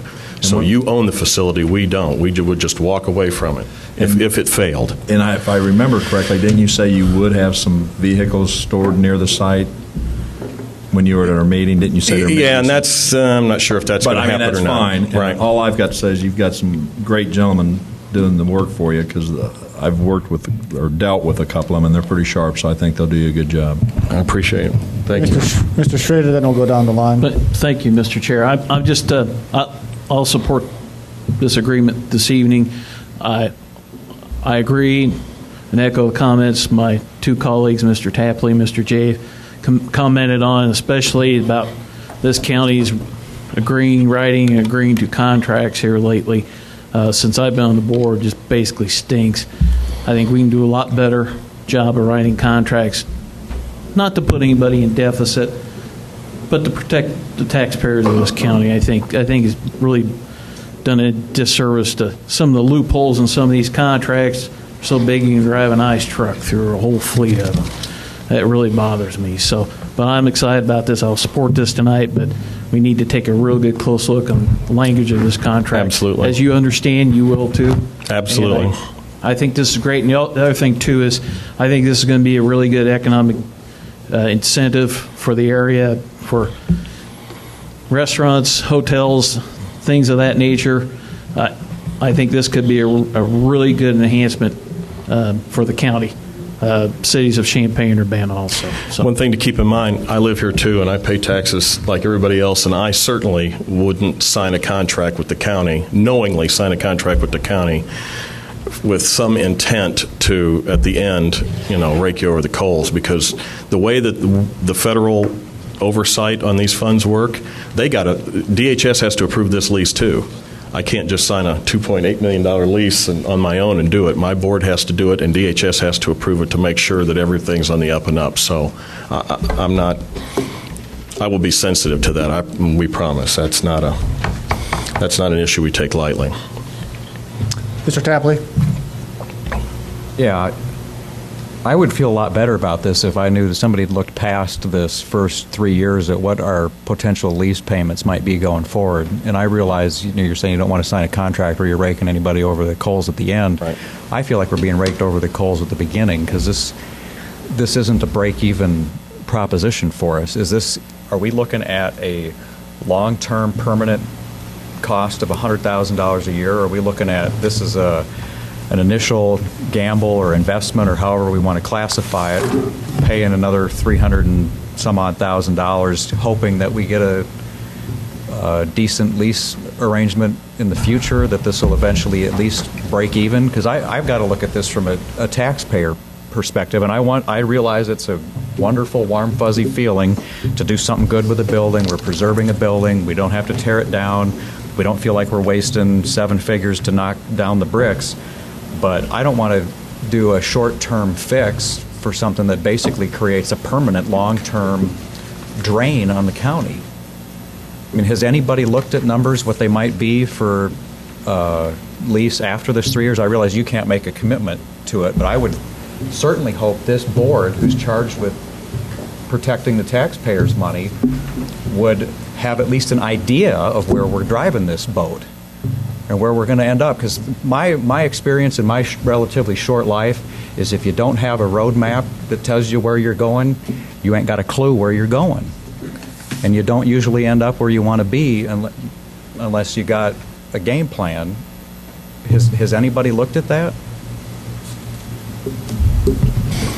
Are you asking me? Anybody here? I'm just curious. I'm being asked to approve a lease that's going to cost us a net $344,000 in 3 years. Then this lease is up. Then what? Well, we're just trying. We're not approving a lease tonight, right? We're just No, we're not. giving authorization to come back with the lease. That's correct. And I think that we could probably wordsmith that lease to put those protections in for the county if those are concerns. I don't see that as being a big problem. There's one at 27 like I said, our money comes like that. Right, our money comes in big chunks. So in 3 years, I may be able to put in for a federal grant for another $2.8 million. So take it on another 3 years or $3 million. I mean, we can't negotiate past that. I understand but I think we can write a lease that recognize those issues, that a year before the end of the expiration of the lease, we start to cut discussion about how that happens. Or, we can, I think we can address those, but I can't answer those. Right. I fully understand that and appreciate that. But those are some of the things that I'm going to need to see for me to approve any lease in the future, is an idea of what those types of factors might look at, look like, because then you can do at least an attempt at value on this investment, and is it going to break even? Is it going to lose $100,000 a year forever? Is it going to be a cash flow generator for the county? I would hope everybody in this room would be in agreement with me that this thing needs to be a break-even proposition over the long haul, or it's not worth it. Because even if it only costs us only $50,000, which I believe was defined as a former board member as just a drop in the bucket, but those little drops in the bucket over a long period of time are going to far exceed the $1 million of knocking it down. And I would hope that we wouldn't drive too far into the future without at least taking a stab at an analysis that shows that we're not going to lose money forever on this. Okay, Ms. Busey has a comment. Well, just one thing to consider is that I believe just the HVAC upgrade alone is a value of over $600,000. We own the building. We have the building. At the end of 3 years, we have a building that we can lease to another entity, and we've only paid $340,000 for a building that now is $600,000 better off. So from my perspective, this does not look like a deficit in terms of that building and the future revenue that it can potentially generate. Fully understand and appreciate that, but still, if we get to the end of this 3 years, unless we can rip that out and sell it for that $300,000, if we can't find another tenant and you can't lease it out at a break-even cost, I would rather cut it off now than go farther down the road and then knock it down. Okay, I have a list of about 6 people, so be patient. Mr. Knott, that's now 7. Ron brought up a point that actually Pius and I had talked about a little today, was on the architect fees, how much, and then I understood there was some timing about this, about what I should say, it bothers me a little bit, we're not going to bid out the architect fees, no offense to you guys. Actually, we're not doing that tonight, Greg, and I may have been wrong about that. Okay, but I think that's, if not this meeting, the next meeting, that's an important issue about how much that's going to cost, because that's a fee that's not on here. So, yeah, and one thing and this is my bad, I failed to point out, these funds have a life, and we're going to pay for this out of multiple grants, and some of these grants go away the 1st of December. So this is kind of one of those projects where I'd like to put all this money together and get it in your hands. Then that way I've obligated the money. They have to, the feds have to reimburse us, and then you get the funds. The farther down the road it goes, the less funds I have available to make it happen. Because we want to get your money. The whole point is to get the county's money up front. So you can be earning interest on it. You can be doing whatever you need to be doing with that, your money, because you're the landlord. It's your money. Rather than, okay, here's a chunk, and here's a chunk, and here's a chunk. It's much easier for me, given the timing of the federal grants, to write one check for $2.8 million and hand it over. Okay. So that's the A&E fees and stuff. That's kind of your, if we have thing the to opportunity, discuss. I'd like to see us bid them. I don't know if that's permissible in the timeline, but I'm just throwing that out there as so you said bring our attention to a no bid. December 1 is our first deadline, would you say, correct? That's the first deadline for $600,000 of that money. Okay. Right. And the other question I'd have... Go ahead, Mr. Knott. I know Denny's clearly pointed out we don't have enough maintenance staff presently. Is bringing this building back online just going to exacerbate that problem, Denny? Mr. Inman? Greg, I don't believe so. I think with the limited activity that they're going to do, I think we can fully handle it with what we have. Janitorial is we're going to share with the highway department. So to me, that's the only personnel increase. Okay, Ms. Putman. I do appreciate Mr. Jay and Mr. Tapley and the others blinking these little red lights to say, wait a minute, folks, let's take a look at this. However, I don't want ILEAS to go elsewhere. I want ILEAS to stay in our county, and I want us in Champaign County to be a part of the homeland security, having people who know how to handle biohazards, how to work with bombs, how to work with crowd control. I mean, we're supposed to be be proud to be a part of what's happening in this country to protect our home right here. And I would be very proud to be doing that. I won't get into what's happening in the Middle East, but I would rather be spending our money doing this. Right here. Yeah. And for people like Mr. Jay and Scott, who have their most serious reservations that have been expressed tonight, perhaps you two gentlemen would be good to be considered for sitting on the negotiating committee, because you know that is the least negotiating committee, because you have expressed your reservations, and you would probably feel, I hope, more comfortable if you were at the negotiating table looking out for those things. There was one thing, Mr. Page, that's what I first wanted to say when I was recognized. I don't know if I heard correctly. When you first resumed your place there and we're going to go over what you thought our objections were going to be, I thought I heard you say the very first item was a fire alarm free zone? No, firearm free zone. Firearm free. We won't allow any guns, loaded weapons in the facility at all. Right. Just from a safety standpoint. Alarm? Okay. No, and it'll be fully, and I'm assuming it'll be fully fire alarmed and sprinklered as it is now. So. Okay, Mr. Carter, I thank you for your patience. I just want to say, I think it's a good investment, but the point is, for some reason, we have to say yay and don't know what we're yaying about. Mr. Carter, point out this just to enter into a negotiation, so we're not saying anything. This is not a permanent yay. Do you understand that? Well, we don't have to make any commitments tonight. This is soft commitment, put it that way. Soft commitment. Right, it's not a hard commitment. We can always say no later on. That's probably at the next meeting. And we realize that. All we're asking for is permission from you to negotiate with county officials to develop a lease to bring back to you in your August meeting. I feel better. Okay, very good, Mr. Carter. Mr. Langenheim. I'd just like to, he just said what I wanted to say. This says tentative approval to negotiate. Right. And that's what the resolution says, too. We really don't need to get into negotiations here and now.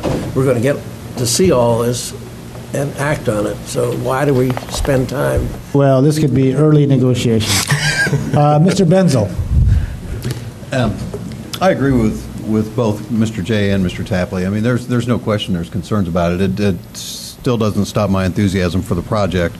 I guess my only concern is I understand and appreciate what you're saying, Scott, about trying to get some kind of long-term projection for the revenue it could possibly generate after 2010. But in all reality, Mr. Page could come back next month and say, okay, we'll pay you $5 million from 2010 through 2015, when he actually doesn't have the money to do it, so it really doesn't mean anything. So I don't know what that helps us really in this. I mean, anybody can promise us the world, but if they don't have the authority to actually do it, it doesn't help. So I appreciate what you're saying. How many businesses engage in that type of a transaction? A lot. Okay, Ms. Wysocki, are you done, Mr. Benzel? Yes. Okay, Ms. Wysocki. I think this whole discussion really underscores the need for long-range or strategic planning. We're talking about a facility. I think we do have a committee or something that's going to kick in to talk about looking at the future of buildings and capital equipment, and how do we move off of this? And I think Mr. Tapley's question is a good one. But, I hope none of us get this idea that we sign an agreement for 3 years and then we don't have to think about this place for 3 years. We're also buying ourselves some time to look at possible scenarios down the road, whether it's continuing with you or whether it's something else or whatever. But this is the perfect argument for long-range planning. Ms. Anderson. Thank you, Ms. Wysocki. I think this is an exciting project, and although the taxpayers, as Scott does want us to be fiscally responsible, I think that people have been wondering what's going to happen to the nursing home. And all the comments I get from people, not about this specific, because I really don't know that much about it yet, but I think they really want to see that facility used for something in the community. And I think when they hear about the project, they'll be excited about the possibilities. Mr. McGinty? All we're doing tonight is approving negotiating a lease. Who can say that this is not worth negotiating You know, Mr. Page, this list of supporters and testimonials is incredible. And I put a lot of stock in who is behind you.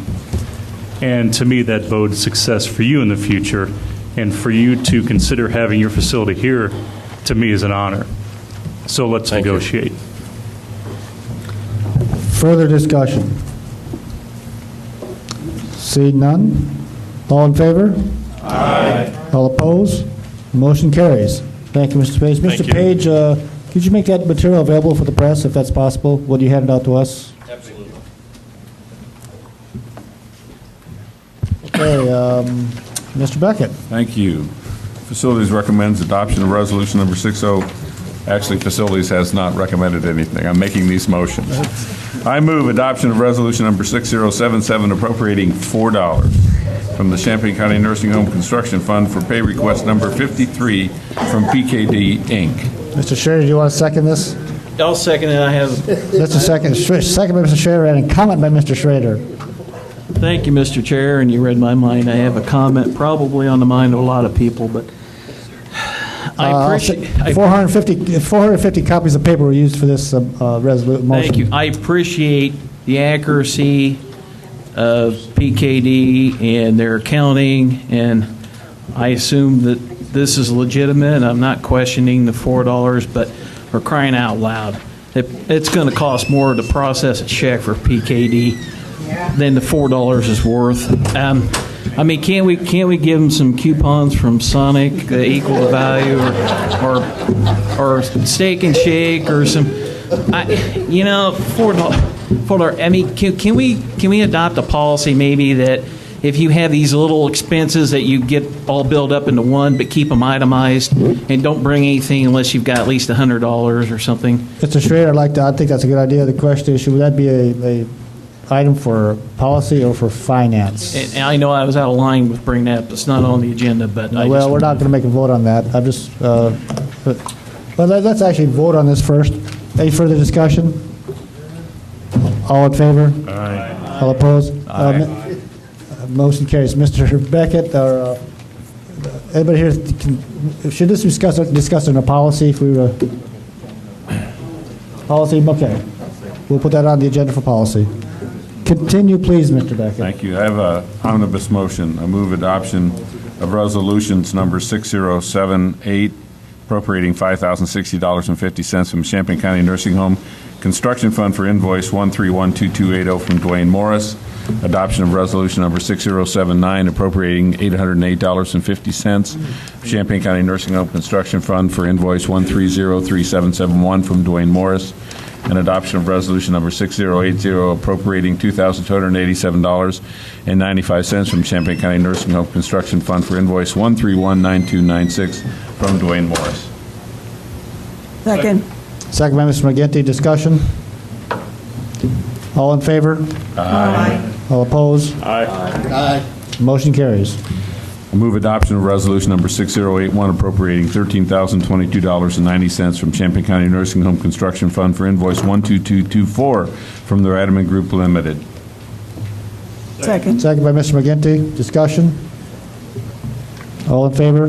Aye. All opposed? Motion carries. I move adoption of resolution 6082, appropriating $3,748.26 from Champaign County Nursing Home Construction Fund for invoice 0016304 from GHR Engineers and Associates. Second. Second by Mr. James. Discussion? All in favor? Aye. All opposed? Motion carries. I move adoption of resolution number 608 through approving requests for reduction in retainage. Second. Second by Ms. Wysocki. Discussion? All in favor? Aye. All opposed? Motion carries. I move adoption of resolution number 6084 appropriating $2,539.50 from the Champaign County Highway Facility Construction Fund for invoice number 129222 from BLDD Architects. And I further move adoption of resolution number 6085 appropriating $6,300 from the Champaign County Highway Facility Construction Fund for invoice 129223 for BLDD Architects. Second. Second by Mr. J. Discussion? Mr. Carter. We are getting this completed work signed off by the architect this time.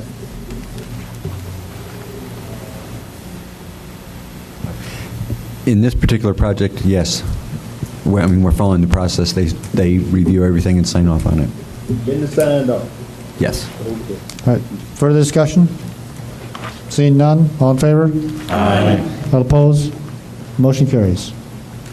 Move adoption of resolution number 6086 appropriating $6,093.82 from the Courthouse Construction and Remodeling Fund for payment of invoice number 1 for White and Borgononi Architects.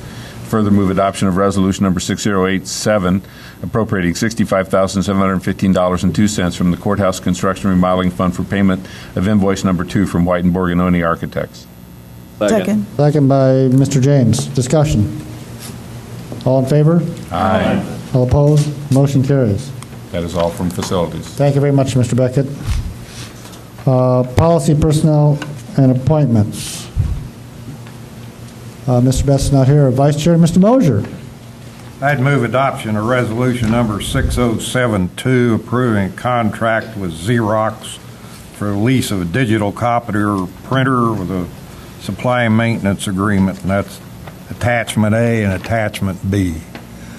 Second. Second by Mr. Langenheim. Discussion. See none. All in favor?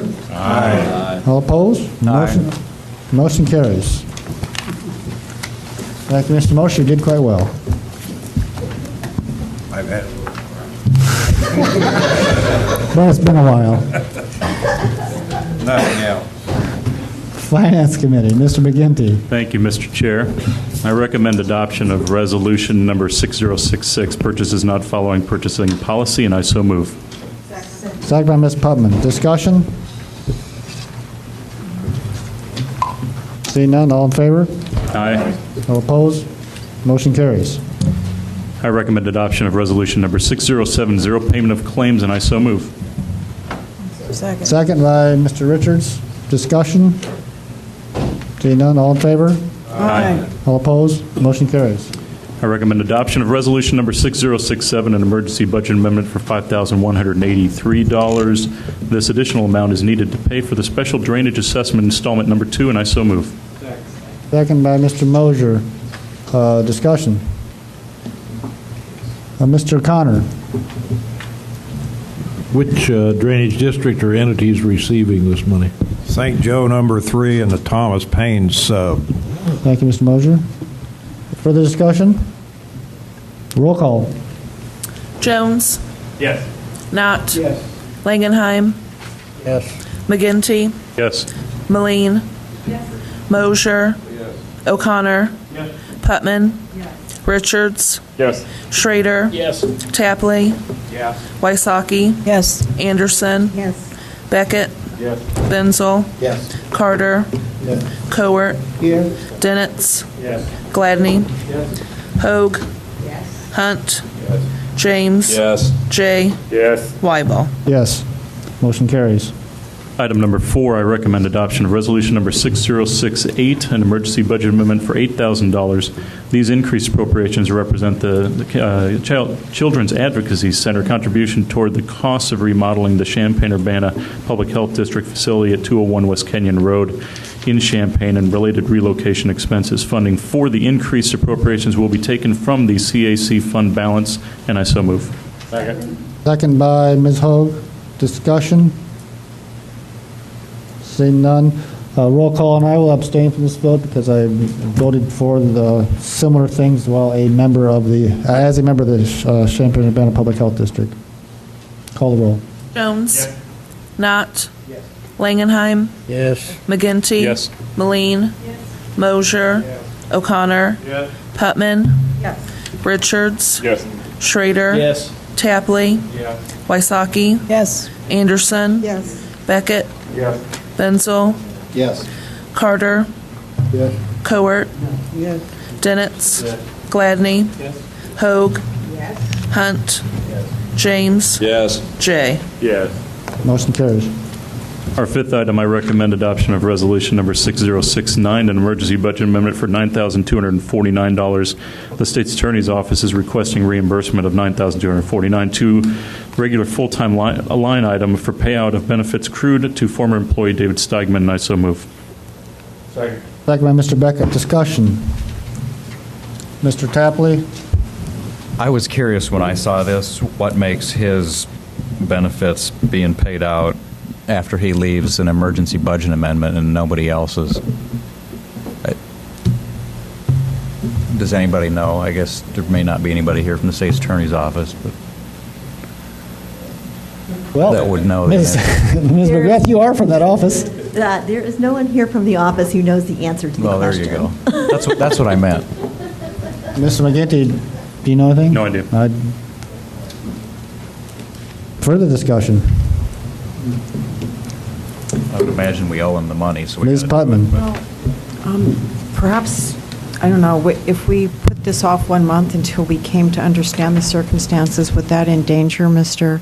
Steigman's ability to have the funds that he deserves to have? Mr. Steigman has been paid, and because there are 4 months left in the fiscal year, the state's attorney will be able to continue paying their payroll costs. This would become critical probably in the month of November. But if you deferred it for a month, it will not have a negative impact on the state's attorney's ability to pay their staff. I'd like to say I don't doubt that there's a justification, but I would feel irresponsible voting yes without having any understanding why he and no other staff in that office are being similarly dealt with. Just let me clarify. He definitely has been paid for what was owed to him. This is simply asking that the state's attorney's full-time personnel line item be replenished by that amount because they paid it out in benefits at his leaving the office. I still wouldn't feel responsible voting yes tonight. Further discussion. I'll second Jenny's motion to table it. Actually, she's not that motion was not what she did, Mr. Tapley. Nice try. But no, but I would move to defer till next time. So you do move to defer. I'll second that motion. Or perhaps send it back to committee? Send it through committee? Thanks, Deb. That'd be better. I move to send this back to committee. Thank Is you. there a second? Sure. Since it never did. Mr. Richards beat Mr. Tapley. Second by Mr. Richards. All in favor? Aye. All opposed? Aye. Motion goes back to committee. Item number 6, I recommend adoption of resolution number 6076, an emergency budget transfer of $10,000 pursuant to County Board of Health approval on July 10, 2007. This allows the transfer of monies previously appropriated for contractual clerical services to personnel line item to allow the Board of Health to hire a part-time secretary to provide clerical support. And I so move. Second by Ms. Cowart. Discussion, Mr. James. I have to abstain. I vote the same reason you did last time. Thank you.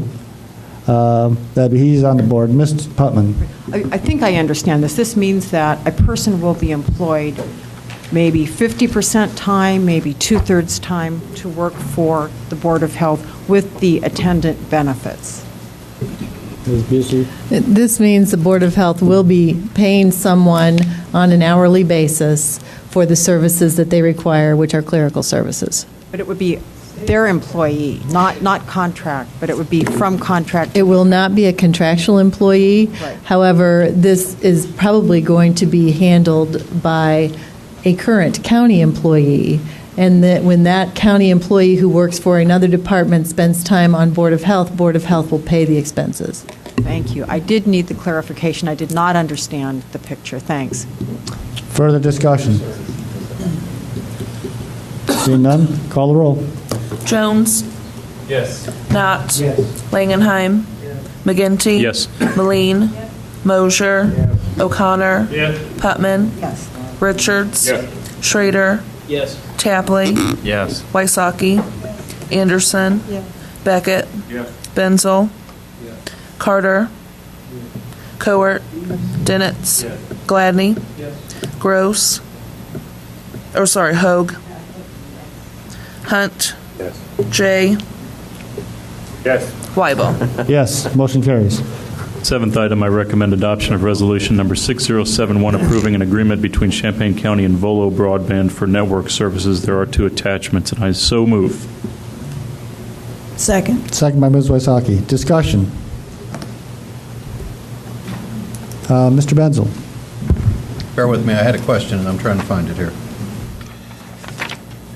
I didn't read this thing all the way through, but it seemed to me like one of the locations it looked like that we were paying to put it, network capability in was the Urbana City Building. Which one, Ms. Busey or Mr. McGinty? Actually, page 138, Exhibit A. And it says Site B is Urbana City Building, 400 North Vine Street. Can someone help me understand that? All right.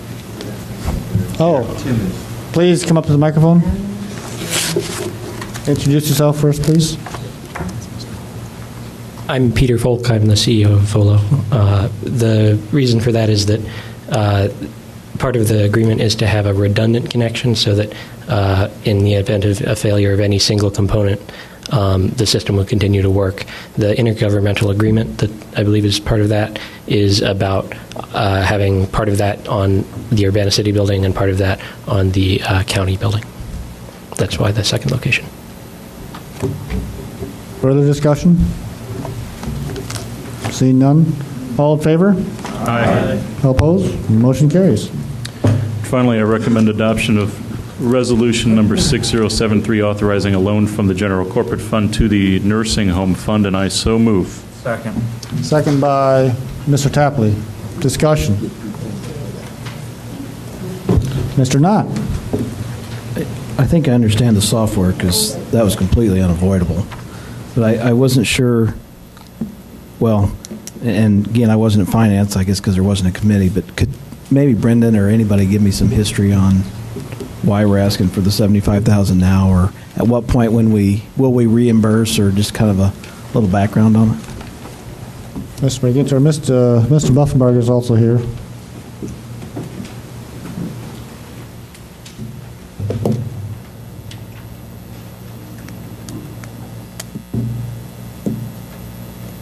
The nursing home used construction funds to get us in the door with the furnishings. We bought just enough furnishings that we'd pass the IDPH inspection so we could actually move in, with plans then to come back and use more construction funds later to buy all of our office furniture and things. So this is, in effect, what that is a request to borrow those funds to buy the office furniture. The construction funds are currently on hold while we wait for the Health Facilities Planning Board to decide how they intend to move forward with this project. And so what we're asking to do is borrow the funds from General Corp and then just have the construction fund pay it back.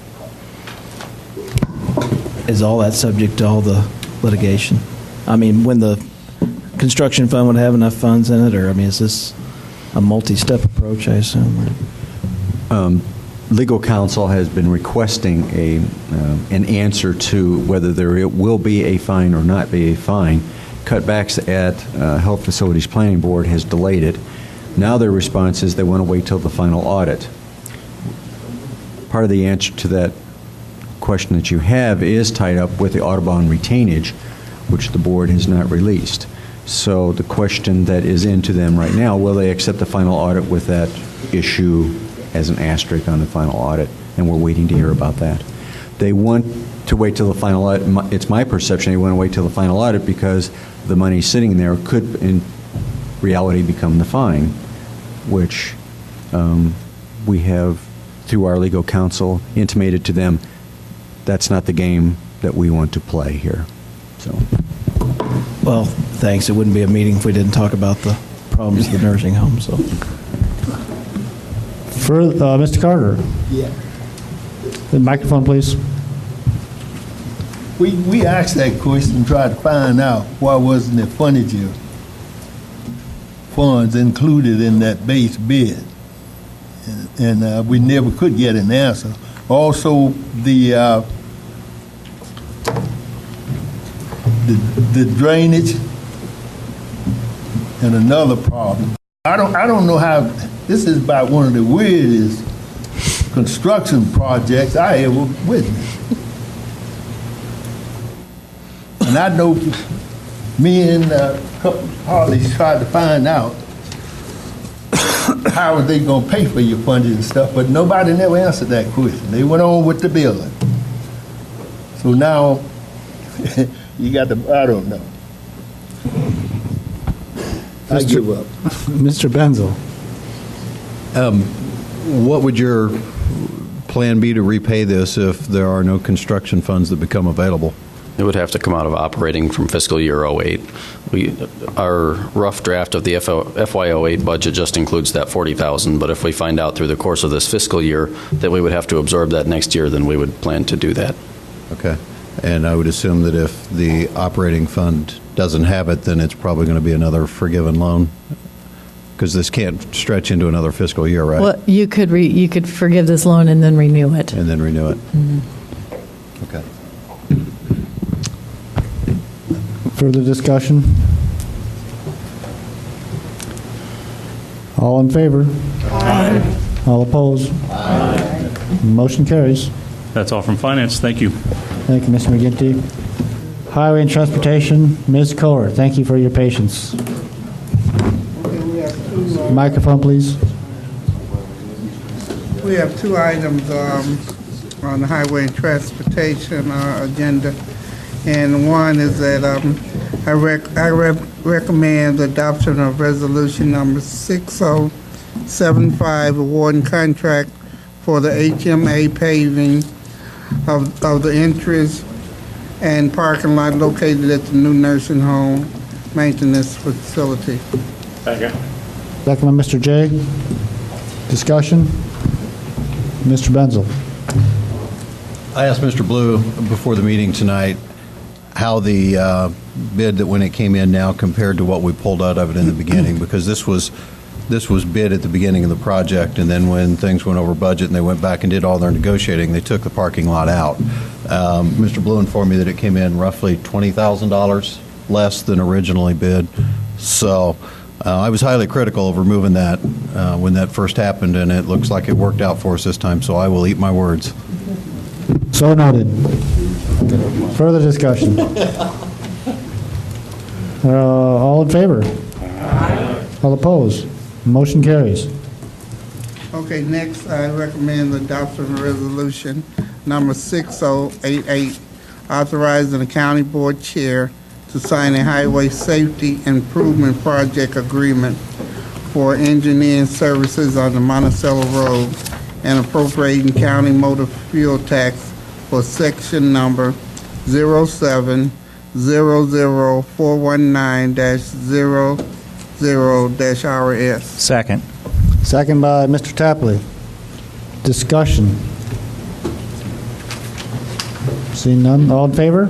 Aye. All opposed? Motion carries. Okay, that's all I have for our board consideration. Thank you, Mr. Coward. Move on to Labor Subcommittee. Mr. McGinty. Thank you, Mr. Chair. I move adoption of resolution number 6074, approving agreement between the Champaign County Board and the Fraternal Order of Police Court Security Officers, December 1, 2006 to November 30, 2009, and I so move. Second by Mr. Mosier. Discussion? Seeing none, all in favor? Aye. All opposed? Motion carries. Mr. Beckett. I move that we enter into executive session pursuant to 5 ILCS 122C11 to consider litigation which is probable or imminent against Champaign County. I further move that the following individuals remain present: Mike Downey, the recording secretary, county administrators, and the county's legal counsel. Second. Mr. McGinty, second that. Call the roll. Jones. Yes. Knott. Yes. Langenheim. Yes. McGinty. Yes. Moline. Mosier. O'Connor. Putman. Yes. Richards. Yes. Schrader. Yes. Tapley. Yes. Wysocki. Anderson. Yes. Beckett. Yes. Bensel. Yes. Carter. Cowart. Yes. Dinitz. Yes. Gladney. Yes. Hoag. Hunt. James. Yes. Jay. Yes. Weibel. Yes.